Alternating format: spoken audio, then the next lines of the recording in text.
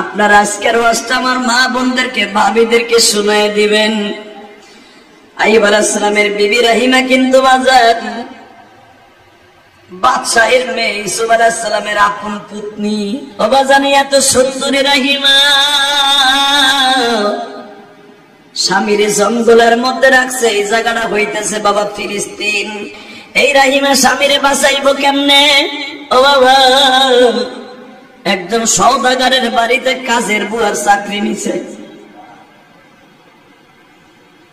ভালো করে বুঝছো, এক তো বাদশার বউ, বাদশার মাইয়া, বাদশার পত্নী।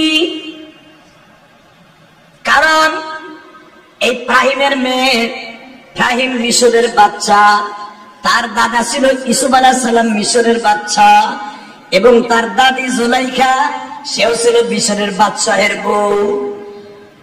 এই ফ্যামিলির মেয়ে জীবনে কষ্ট করে কয় চোখে দেখে নাই। আজকে নবীর ঘরে আইসা স্বামী অসুস্থ হওয়ার কারণে বাবা পরের বাসায় কাজের বুয়ার চাকরি নিছে। কাজের বুয়া হিসাবে যা খাবার দাবার পাইতো এটাই সামারে খাবার আজকে খাওয়াই দিত, নিজে খাইতো না।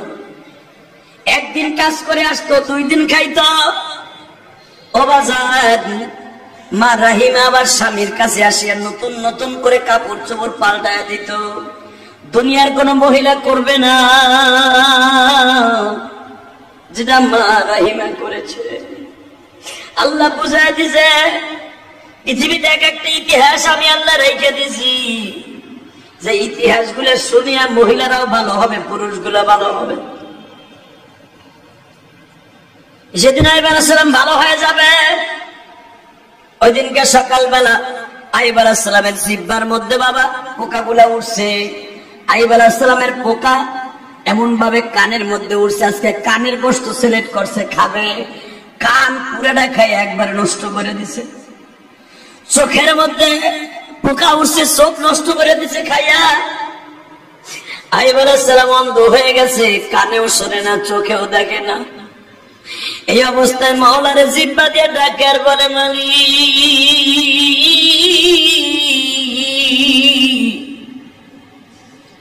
যদি তোমার আরো কষ্ট দিতে মনে চায় আরো দাও, কিন্তু ধৈর্য ধারণ করার শক্তি আমারে দিও। যখন আজকে জিহ্বা সিলেক্ট করছে, জিহ্বা খাইয়ে ফেলবে পোকায়। জিহ্বা যখন সিলেক্ট করছে, আজকে জিহ্বা খাবে।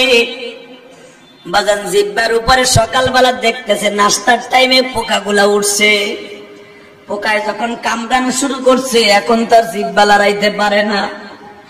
আল্লাহর পয়গম্বর অন্ধ চোখলে মালিকের কাছে টানিয়ে টানিয়ে বলে, ও মালিক, এই জিহ্বাটা যদি খাইয়ে ফেলে আমি তোমার কি দিয়ে জিকির করব? চোখ খেয়ে ফেলেছে, দুঃখ নাই।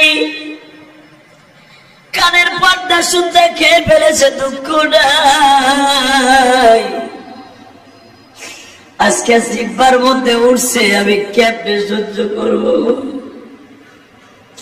আমি তোমারে বলবো নাই মেহমান গুলা তাড়ায় দাও, কিন্তু আমার একটা দরখাস্ত শুনো, যদি পারো আবার জিহ্বাটা ভালো রাখো, এই জিহ্বা দিয়ে অন্তত তোমার জিকির করতে পারো। মনে মনে এই কথাটা বলতেছে, এমনি মিন টাইমে একটা পোকা জিহ্বার থেকে পড়ে গেছে জমিনে। মুফাসসিরিন বললেন, পোকাটা টান দিয়ে আবার জিহ্বার উপর উঠায় দিছে। তোরা আমার আল্লাহর মেহমান, তোদের সাথে কষ্ট দেয়া যাবে না। আমার মাওলার এই দৃশ্যটা ভালো লেগে গেছে। সঙ্গে সঙ্গে আমার আল্লাহ আইয়ুব আলাইহিস সালামকে বলছে, উরকুদ বিরিজলিক, পাও জমিনে মারু, মারতে দেরি আছে, কুয়া হইতে দেরি হয় না। কুয়া হয়ে গেল, গোসল করে দিল। আইয়ুব আলাইহিস সালাম আবার 32 বছরের যুবক হয়ে গেলেন। আরো জোরে কর, আরো জোরে। তখন বয়স ছিল 64 বছর। 64 বছরে মানুষ হয়ে গেল 32 বছর। তার বিবির বয়স ছিল প্রায় 50-এর কাছাকাছি। দাম করে আমার আল্লাহ তার বয়স কমাই দিল মাত্র 30 বছর, নাই 20 বছর। মারহাবা বলে। বোর বয়স 20, স্বামীর বয়স 32। আবার বাচ্চা, নওজোয়ান বাচ্চা, আল্লাহ এখন আছে না নাই? জোরে কার? আল্লাহ এর দ্বারা প্রমাণ করে দিলেন, ও বান্দা আমি গুরুত্ব থেকে দুনিয়ায় জুয়ান বানায় দেখাই দিছি।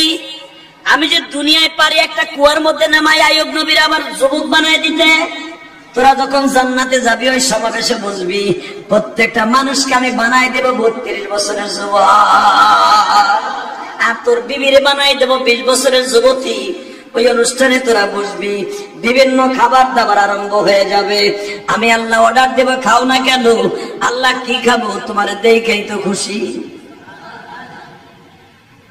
হঠাৎ করে আমার আল্লাহ বলে ফেলবেন, বান্দা অনুষ্ঠান যখন চলতেছে একটা ওয়াজের আয়োজন হয়ে যায়, তোমরা আমার বিশ্ব নবীরে যারা দেখো নাই, আজকে আমার নবীরে তোমাদের সামনে উপস্থাপন করতেছি, নবীর জবান থেকে কোরআন শরীফ শুনো। আল্লাহু আকবার, জোরে বল। তখন আমার নবীরে দেখবেন, সবাই তখন বলবে আল্লাহ, যে হাদিস সাহেবের মুখে শুনছিলাম, মান আহাব্বা সুন্নাহ ফাকাদ আহাব্বানি ওয়া মান আহাব্বানি কানা মাই ফিল জান্নাহ। যারা নবীর সুন্নাতকে জমিনে জিন্দা করবে, যারা নবীর সুন্নাতকে ভালোবাসবে, সে নবীরে ভালোবাসলো, তার জান্নাত আর নবীর জান্নাত পাশাপাশি থাকবে। আল্লাহ জান্নাত যদি দিতেই হয় গো, নবীর জান্নাতটা আমাদের পাশাপাশি দিয়ে দাও। এত সুন্দর মানুষ নবী, এত সুন্দর মানুষ নবী কবু ভাবি নাই, যারে দেখলে কত ভালো লাগে ধরা। আমার নবীর চেহারার মধ্যে এত বরকত ছিল, সাহাবা একরাম নবীর চেহারা দেখে মাসকে মাস ক্ষুধা নিবারণ করে ফেলতো। ওই নবীর যখন জান্নাতের পানি দিয়ে আবার আল্লাহ জান্নাতের সুন্দর মানুষ বানায় ফেলবে, তুমিও সুন্দর, আমার নবীও সুন্দর, ওই জান্নাতের ভিতরে দেখে সেই দৃশ্য আমি আপনাদের বুঝাইতে পারবো না। আমার নবীরে দেখলে কেমন লাগবে গো বাবা। কিন্তু আমার নবীর কয়েকটা জিনিস আল্লাহ কোনদিন স্মৃতিটা মুছবে না। তার ভিতরে নবীর কয়েকটা স্পোর্টের কয়েকটা আঘাত আমার নবীর আল্লাহ কোনদিন মুছাবে না। এক নম্বরে আমার নবীর ঠোঁটের মধ্যে তায়েফের মাঠে সেই ছেলের একটা ঘুষির আওয়াজ। আমার নবীর যে তায়েফের মাঠে একটা ছেলে ঘুষি দিয়েছিল, এই ঠোঁটের মধ্যে এখনো পর্যন্ত মৃত্যুর আগ পর্যন্ত নবীর এই কালো দাগটা ছিল গো বাবা। তায়েফের ছেলে আর একটা ছেলে কপালের মধ্যে পাথর দিয়ে একটা বাড়ি মারছিল, ওই কালো দাগটা আমার আল্লাহ জীবনে মুছবে না। কিয়ামতের মাঠে যখন নবীরে তুমি আর আমি দেখবো, আজকে যেরকম তুমি ওই ঘুষির আওয়াজ শোনার পরে তুমি সহ্য করতে পারলা না, মসজিদের কোনার থেকে একজন চিৎকার মেরে উঠছে বাবা। এইরকম চিৎকার মারা অনেক প্রেমিক কিয়ামতের মাঠে পাওয়া যাবে, এইরকম চিৎকার মারার পাগল গুলো ওই কিয়ামতের মাঠে পাওয়া যাবে। যখন নবীর ঠোঁটটা দেখবে না বাজার, একটা চিৎকার মেরে বলবে নবী গো,